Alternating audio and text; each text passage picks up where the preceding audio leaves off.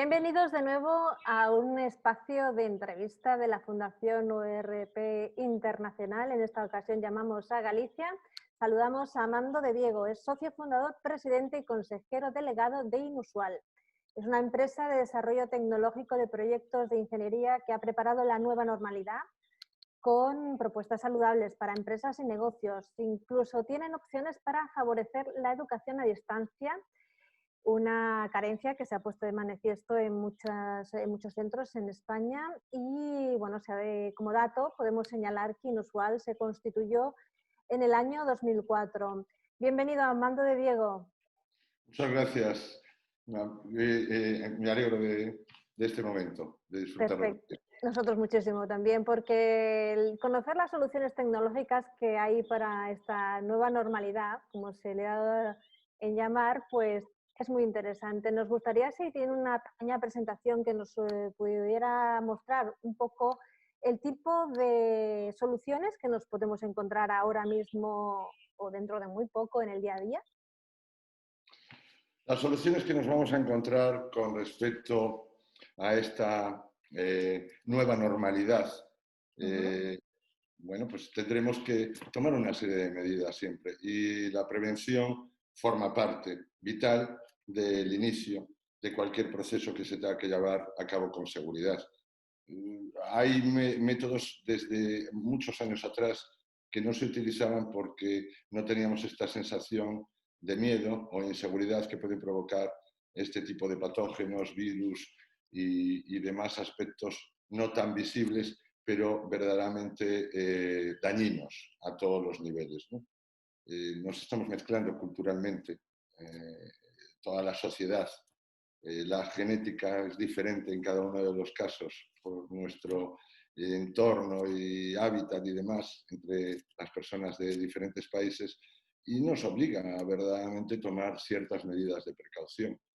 ¿Cuáles son las que posiblemente, bueno, pues, tengan que favorecer una prevención adecuada? Sin lugar a dudas, la higiene, la primera de ellas, es fundamental. Tener una precaución de una limpieza de las manos, que es lo que más vamos a utilizar para saludar, para tocar, para escribir, para mil aspectos en donde nos podemos encontrar con alguno de estos virus y nos puedan afectar. Por lo tanto, la higiene es uno de los primeros que viene a quedarse de alguna manera, de una forma mucho más generalizada. En lugares en donde vayamos a una actividad que nada tiene que ver con un hospital, pues también tendremos que tener la precaución de una limpieza adecuada de manos. De la desinfección de objetos, fundamentalmente objetos, enseres, vestimentas y demás, hay sistemas que ahora mismo se mantienen de una forma, es muy fiable el resultado que puedan dar. Entre ellos nos encontramos desde la limpieza con los clorados, lejías, por ejemplo, y lo vemos que se están limpiando, que se vaporizan zonas, calles y demás con estos elementos, no a las personas directamente, obviamente, ¿no? El perióxido de hidrógeno actúa muy directamente sobre los radicales hidróxilos libres de los virus, ataca directamente a la membrana y los destruye. Viene siendo un derivado del agua oxigenada, por denominarlo de una manera más sencilla, ¿no? Con vaporizaciones adecuadas de este tipo de líquidos y demás, podemos tener una prevención mayor y una eliminación de patógenos. La radiación ultravioleta, de las más efectivas que se conocen, que llevan muchos años utilizándose, no es algo nuevo, ¿no? Para empezar, tendríamos que distinguir los diferentes tipos de luz ultravioleta, la A, la B y la C. Nos vamos a centrar en la C, que es la que es la eficaz demostrada hacia los virus, y en concreto todos los estudios dicen que también elimina el famoso virus de coronavirus, ¿no? De 19. En este caso, este tipo de rayos UVC se lleva utilizando en hospitales y laboratorios como medidas de precaución al contacto directo desde hace ya varias décadas, no es nuevo, ¿no? Ya desde hace muchos años se está utilizando estas técnicas. Y en general el ozono también es otra, pero todos ellos tienen sus pros y sus contras. Se deben de utilizar adecuadamente, se deben tener las medidas de precaución adecuadas. Los sistemas que se utilicen para la irrigación, para la utilización de cualquiera de ellos, deben seguir unos procedimientos muy claros que evidentemente con la tecnología también nos ayudan a medirlas de forma óptima, ¿no? Desde sensores que nos permitan, cuando está actuando un elemento determinado, una desinfección por UVC, pues que las personas no estén cercanas a dicha luz porque les puede perjudicar, pero eso la tecnología lo permite. Parar los sistemas si alguien está cerca a la misma, o lógicamente tenerlos en espacios cerrados herméticamente donde no haya fugas de luz, y temporizar el uso en los tiempos adecuados. La dosificación de gel, tan básico como unos dosificadores automáticos, pero que me den la dosis exacta, que no tenga que tocar el aparato para que no estemos en constante contacto con lugares que pueden ser fruto de infecciones, pues también nos ayuda, ¿no? Creo que la combinación va en ese sentido y estos serían los principales que nos ayudan a una buena prevención. Hay una cuestión, pues, que se da. O sea, hay muchísimo trabajo tecnológico, ordenadores, tenemos los smartphones, eso ya no solamente es el trabajo, es incluso a nivel personal. Los teclados de los ordenadores, los ratones, hay soluciones de químicos, alcohol isopropílico, por ejemplo, pero bueno, se aplican, se tienen que aplicar con el aparato apagado, eliminando, sacando fundas, etcétera, o incluso pues el ordenador igual, o sea, el teclado, ratones, etcétera. La experiencia visual es que el apagado suele obviarse. ¿Qué solución que no requiera una impregnación de un químico es la más adecuada o ha demostrado su eficiencia en la eliminación de bacterias, virus y que más o menos qué duración tiene? En un momento dado, pues tú puedas dejarlo y hasta el día siguiente despreocuparte para poder utilizar tu equipo de trabajo con total garantía. Como te decía antes, hay una solución que nos garantiza de una forma muy eficaz la eliminación de este tipo de virulencias. Es la luz UVC, la luz ultravioleta tipo C. Hay algunos desarrollos, nosotros en concreto presentamos una solución que deslizamos toda la parte de uso habitual, que es el ratón, el teclado y demás, a una zona en donde actúa la luz una vez que nosotros no estamos, le damos a la activación y durante un periodo corto de tiempo, 5 minutos, 4 minutos, depende del espacio, siempre estos son factores tiempo y espacio y elementos a desinfectar, pero son de tiempos muy cortos. Pueden en algunos casos, si es muy pequeño, ser 30, 1 minuto, 2 minutos y en otros casos pueden ser 5 o 6 minutos. Pero es algo que hacemos cuando ya hemos dejado de trabajar o cuando vamos a sustituir a la persona que va a utilizar ese mismo medio. Puede ser una fórmula bastante eficaz, ¿no? Sin lugar a dudas. Y que no nos ayuda a evitar el olvido, ¿no? De todos los días coger el alcohol, desinfectar, pasarle al teclado, a la vez que no dejamos de tener componentes electrónicos que el daño de productos líquidos podría afectar a los circuitos. Aunque sean muy vaporizables, como es el caso del alcohol, sigues teniendo un riesgo de daño, ¿no?, a los equipos informáticos. Quizá la luz UVC sea la más adecuada, bien utilizada. ¿Qué cualidades tiene la radiación ultravioleta C, la UVC? Sí. A grosso modo, si nos lo puede explicar un poco Como te de manera decía, resumida. tienen la capacidad de inactivar tanto patógenos infecciosos como bacterias y virus, ¿no? Que son los rayos UVC son los que los rayos ultravioletas son los que provienen de la luz solar, ¿no?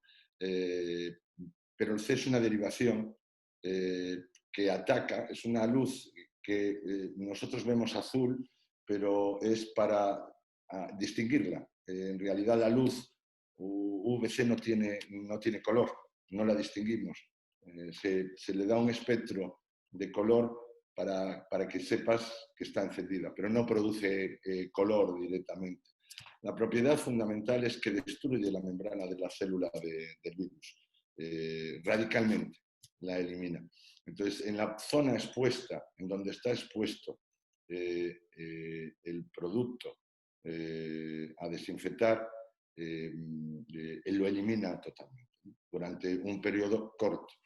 Es dañina para la piel y es dañina para la vista, los ojos, puede dañar la córnea y al igual que si nos ponemos a mirar la luz del sol de frente o si tomamos en exceso luz ultravioleta, el sol sin una protección en la piel, ya vemos que es muy dañina. Pues en este caso sería mucho mayor el daño que se puede ocasionar. Pero volvemos a repetir, estos son elementos que se tienen bajo tanto un protocolo como unos procedimientos y ayudados por una tecnología que me va midiendo tanto los tiempos de exposición como la seguridad de que no haya personas en la exposición directa. Hay muchas cosas que se están utilizando en el mercado y se hablan de desinfección y es muy relativa. Claro que hay ciertos elementos de purificación que nos ayudan a tener un ambiente más limpio y demás. Pero aquí estamos hablando de virus muy agresivos, muy peligrosos y que se mantienen con bastante facilidad. De ahí la importancia de utilizar métodos de desinfección muy concretos y radicales, ¿no?, para ellos. Muchísimas gracias por su respuesta. Quisiéramos un poco guiarnos ya más hacia las cuestiones más empresariales, porque todo tiene que tener una relación razonable en rentabilidades. En términos empresariales, ¿qué cuesta más, la prevención o el tratamiento? Y, por ejemplo, ¿ustedes tienen datos que puedan aportar respecto a la incorporación de los geles hidroalcohólicos, que estamos muy familiarizados más que nunca con ellos, pero que llevan unos años ya con nosotros en los centros hospitalarios, que recordamos la época en la que no estaban tan presentes, digamos, esa incorporación de prevención se puede capitalizar de alguna manera, se puede dar una estadística en un efecto de contagio, no contagio, prevención, etcétera. Vamos a ver, hay muchos datos y los hospitales además tienen datos claros. No son tan públicos porque evidentemente a veces sería como un reconocimiento de que algo que no estaba haciendo no era lo adecuado, a lo mejor, y ahora con una serie de medidas de prevención se ha mejorado el problema de infecciones y contagios en hospitales, ¿no? Pero evidentemente esto ha cambiado la prevención muchísimo, el coste implícito que lleva el tratamiento. El tratamiento, desde cualquier punto de vista, siempre va a ser muchísimo más costoso que la prevención. La prevención, fíjate que estamos hablando de elementos que ya parten de aspectos muy básicos. Si yo llevo una mascarilla adecuada en los lugares donde puedo tener contacto, si yo tengo una higiene de manos, que es lo que quizá más puedo utilizar, y estar en contacto con otras personas, con esta prevención tan básica, ya estoy minimizando los riesgos. El tratamiento, evidentemente, va a requerir en muchos casos hospitalización, recursos médicos, enfermeras, tratamientos, quirúrgica, aspectos de un coste infinito. Para no llegar a eso, una buena higiene, una prevención en la distancia, de acuerdo a las epidemias o pandemias, como es en este caso que tenemos ahora mismo, nos tendrían que ayudar muchísimo, sin lugar a dudas. Por lo tanto, en ese sentido, no ofrecen la menor duda. Y luego todos los que estamos hablando igual, que son accesibles, no estamos hablando tampoco de ninguna locura, ni muchísimo menos. El hecho de que vayamos a utilizar una vía de desinfección, como puede ser, bueno, pues en hostelería, por ejemplo, pues se limpian mucho las mesas con estos componentes de lejía y demás, que radicalizan los virus que puedan estar o patógenos que pueden estar en el mismo. Pero luego el propio uso de la luz UVC o del ozono, desinfecciones de aguas y demás, que pueden traer virus, bacterias y demás que nos perjudican en nuestra salud, nos debilitan además. Y en ese debilitamiento que podemos tener si tenemos otro tipo de bacterias y virus en nuestro organismo, otros más agresivos como pueden ser estos nos van a hacer mucho más daño porque estamos frágiles, ¿no? Por lo tanto, la prevención por encima del todo y una buena salud con periodicidad en el conocimiento de cómo se encuentra cada uno en todo momento. Eso yo creo que es lo más recomendable en todo momento. En cuanto a lo que me decías del uso, por ejemplo, de geles hidroalcohólicos, que nos ha demostrado que nos limpia adecuadamente, nos elimina todos esos virus y patógenos, pues hombre, esto ya es una recomendación de la Organización Mundial de la Salud, que la higiene de manos se debe de practicar en diferentes situaciones, en hospitales especialmente, antes del contacto con los pacientes, sin lugar a dudas, justo antes de realizar procedimientos asépticos, inmediatamente después del contacto con fluidos corporales del paciente, después del contacto con el paciente, después de tocar cualquier objeto o superficie del entorno del paciente. Es decir, es algo que tiene que salir de forma mecánica, que se está haciendo ya de forma mecánica. Al igual que hay otra serie de gestos o hábitos que tenemos, este se tiene que convertir en algo cotidiano, ya no solo en los hospitales, sino en las personas. O sea, que en un momento determinado, bueno, pues una buena higiene de manos. ¿Y qué es lo que sucede con el gel hidroalcohólico? Pues más rápido, más cómodo que irme al lavabo, hacer una limpieza exhaustiva de las manos de una forma adecuada y vuelta otra vez al baño. Bueno, pues si voy teniendo dispensadores cómodos, adecuados, en donde me puede evitar cualquier tipo de contacto, pues voy eliminándolos en cada uno de estos procesos, ¿no? Esto viene de siglos atrás, del siglo pasado, perdón, no de siglos atrás. Creo que se llamaba Robert Taylor, el que es un estadounidense que revolucionó el concepto de la higiene a nivel mundial. Fue el primero que introdujo la higiene, especialmente en el tratamiento, o sea, en las parturientas para cuando iban a tener niños, vieron que con una buena higiene adecuada, el índice de mortalidad de los niños bajaba considerablemente. Y a partir de ahí se dio un gran vuelco a todo este cambio, en donde Tyler trajo el primer gel antibacterial, creo que fue antes de 1990, 1987, ya se utilizaba el gel hidroalcohólico. Y aquí en España se lleva utilizando ya desde hace más de 2 décadas. Es normal en un hospital, cada X espacios, encontrarnos un sistema de dosificación de gel y también en las habitaciones. Digamos que esto también se convertirá en normal en centros de trabajo, empresas locales de todo tipo. Y nos lleva esto también a la siguiente pregunta, la aglomeración de personas y la necesidad de distanciamiento social. Usted lo mencionaba, aunque estamos en esta cierta normalidad, la pandemia aún está. No se ha declarado el fin de la pandemia y las normas de protección continúan vigentes. Una de ellas es el distanciamiento social y el control de la aglomeración de personas. ¿Cómo trabajan ustedes? ¿Qué soluciones tecnológicas hay en este sentido? Porque la aglomeración de personas en principio podría ser una de esas medidas que se puede mantener perfectamente en un futuro haya o no una situación de pandemia. Claro, aquí hay que, primero, respetando en todo momento la intimidad de la persona y sus derechos por encima de todo, hay que tener en cuenta que hay métodos que nos pueden ayudar a vislumbrar si esa persona puede tener algún síntoma, como por ejemplo los termómetros digitales. Pueden ser de todas las características. Puede tener una persona y estar midiendo la temperatura, con lo cual, evidentemente, puede ser un desgaste continuo. Perdón, no medí bien y demás.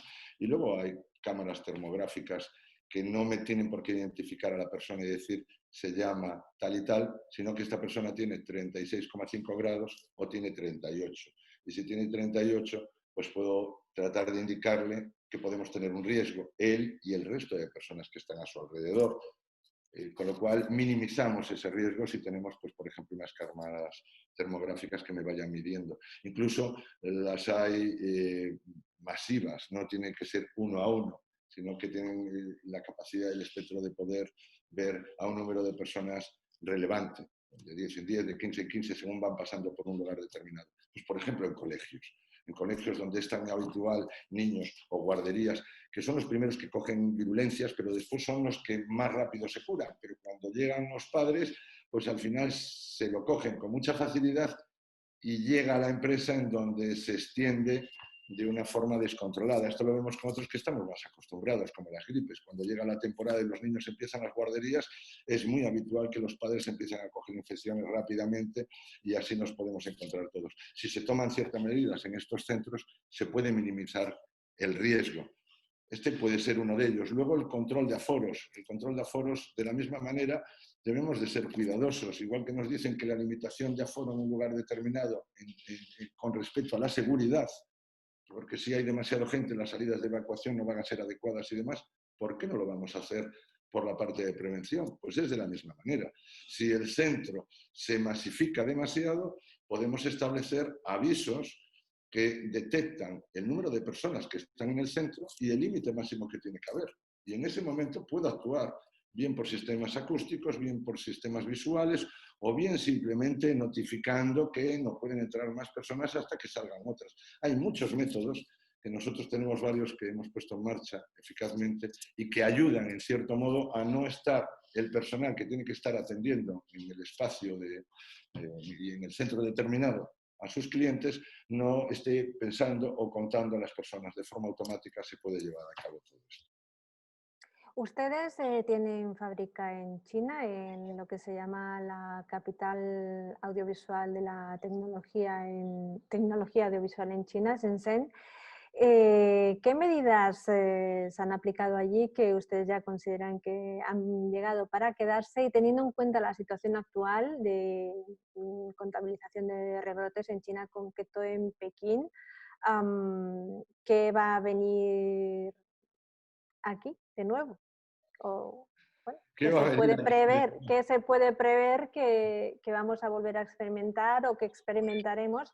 Porque ahora ya no podemos decir que, bueno, lo que ocurra en China hasta aquí no llega.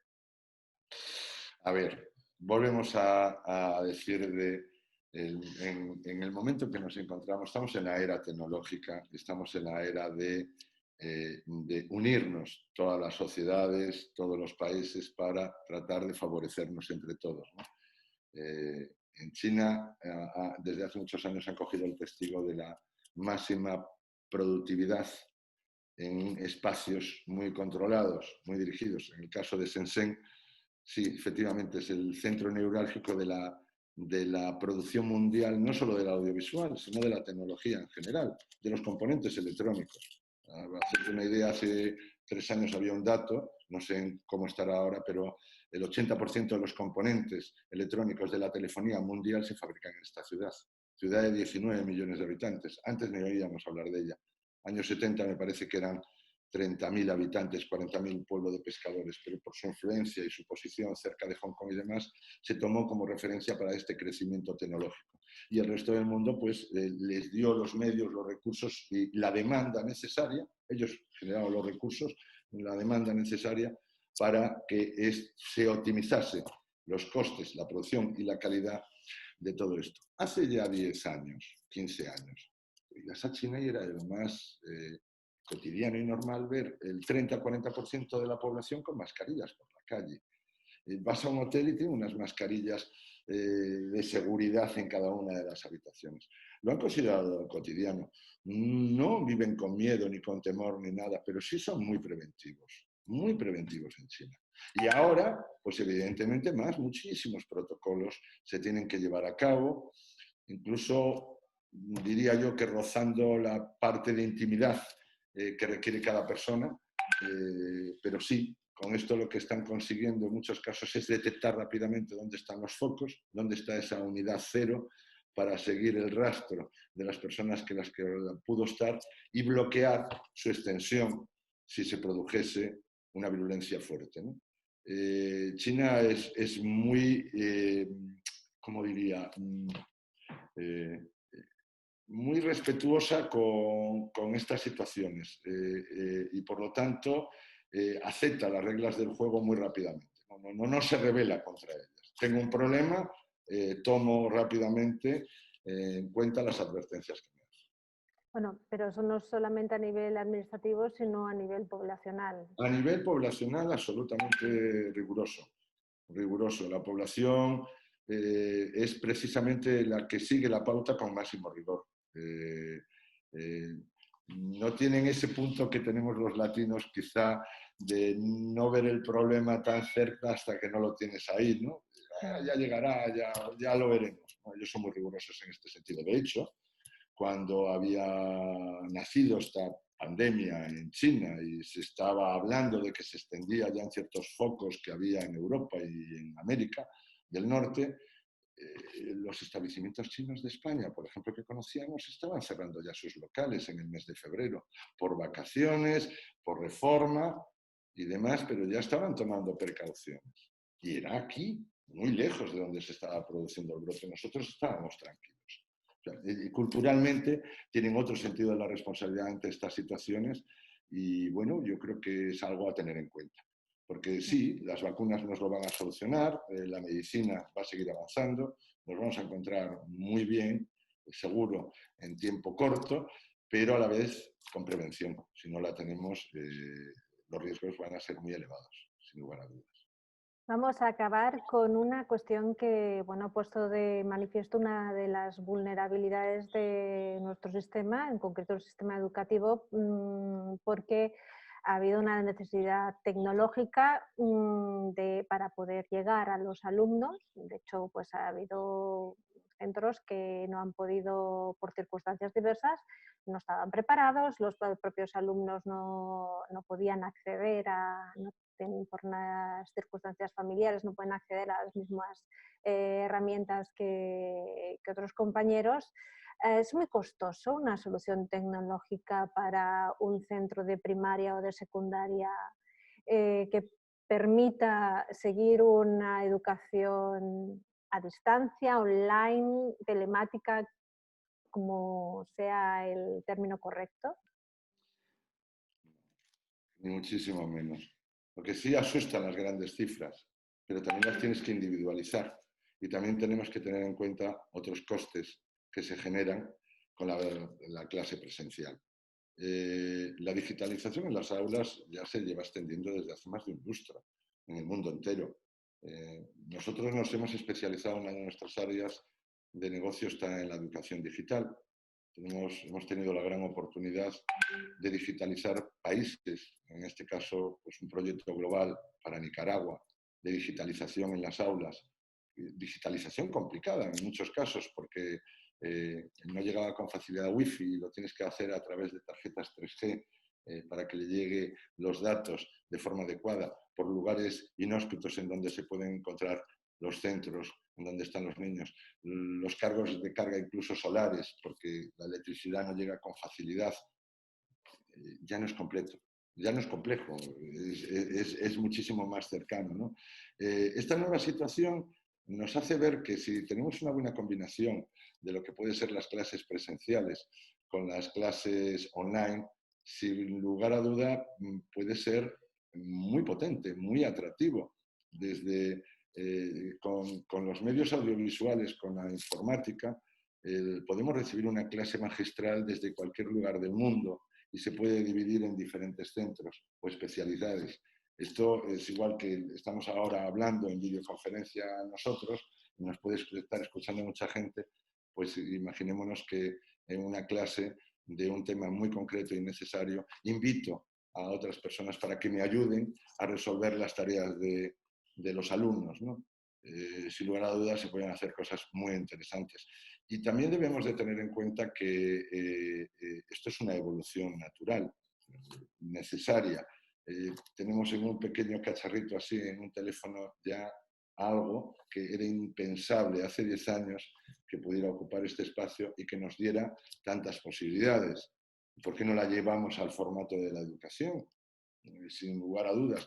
Te decía antes, Nicaragua, Perú, en España, en la comunidad de Castilla-La Mancha, en la comunidad de Extremadura, en la comunidad de Andalucía, de las primeras que implantó un sistema de educación digital más relevante, de las primeras en Europa, la Junta de Andalucía. Tuvimos la oportunidad de dotar al profesorado y a los alumnos de los equipos que consideraban de acuerdo a las especificaciones más adecuados. ¿Y por qué tienen que estar en la clase ese equipo si también puede estar en casa? Las medidas de control también se pueden llevar hoy con sistemas y herramientas. Por lo tanto, creo que esta situación mala que estamos pasando también nos tiene que enseñar cosas buenas que debemos aprender en el futuro. Y no es cara, ni muchísimo menos, porque es muy amortizable en el tiempo. Y me da tiempo a la vez. Optimizo mis tiempos. No tengo que desplazarme para llegar a un lugar determinado y allí impartir una clase. Puedo realizarla desde mi domicilio de una manera adecuada y los alumnos poder percibir toda la información y tener unas tareas en continuo. Insisto, yo creo que la educación digital viene para quedarse tanto en casa, en la distancia, como en los propios centros.